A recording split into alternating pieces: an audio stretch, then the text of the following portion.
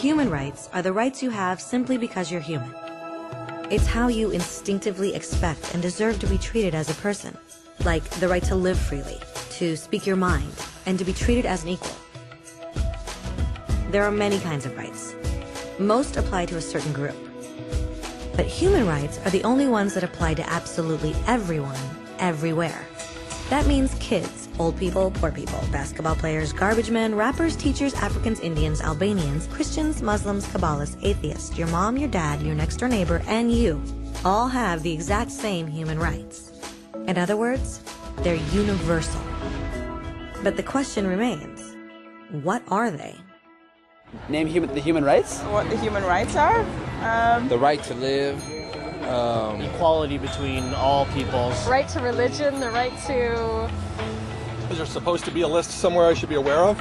According to the United Nations, there are a total of 30 human rights, which are usually lumped together and called simply human rights. They're all listed out in the Universal Declaration of Human Rights, which is the world's most widely accepted document on the subject. But it was a long time in coming. At first, there were no human rights.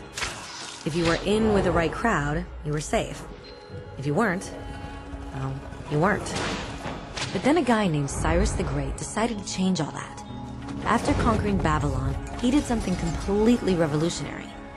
He announced that all slaves were free to go. He also said people had the freedom to choose their religion, no matter what crowd they were a part of. They documented his words on a clay tablet known as the Cyrus Cylinder. And just like that, human rights were born. The idea spread quickly to Greece, to India, and eventually to Rome. They noticed that people naturally followed certain laws, even if they weren't told to. They called this natural law, but it kept getting trampled on by those in power. Not until 1,000 years later in England did they finally get a king to agree that no one can overrule the rights of the people, not even a king. People's rights were finally recognized, and they were now safe from those in power. Kind of. It still took a bunch of British rebels declaring their independence before the king got the point that all men are created equal. Which isn't to say he liked the idea, but he couldn't stop them, and America was born. The French immediately followed with their own revolution for their own rights. Their list was even longer, and they insisted that these rights weren't just made up. They were natural.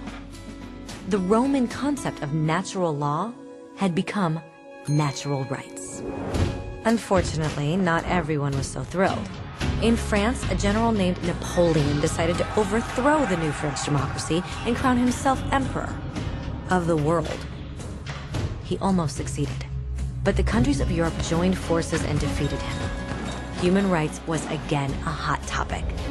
They drew up international agreements, broadly granting many rights across Europe. But only across Europe. The rest of the world somehow still didn't qualify. Instead, they got invaded, conquered, and consumed by Europe's massive empires. But then a young lawyer from India decided enough was enough. His name was Mahatma Gandhi, and in the face of violence, he insisted that all people of Earth had rights, not just in Europe. Eventually, even Europeans started to agree. But it wasn't going to be that easy. 2 world wars erupted. Hitler exterminated half the Jewish population of Earth in horrifying Nazi death camps. And all told, 90 million people died. Never had human rights been so terrifyingly close to extinction. And never had the world been more desperate for change. So the countries of Earth banded together and formed the United Nations. Their basic purpose was to reaffirm faith in fundamental human rights, in the dignity and worth of the human person.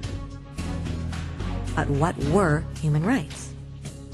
Were they the proclamations of Cyrus, the natural laws of Rome, the declarations of France? Everyone seemed to have a slightly different idea of what human rights should be. But under the supervision of Eleanor Roosevelt, they finally agreed on a set of rights that applied to absolutely everyone. The Universal Declaration of Human Rights.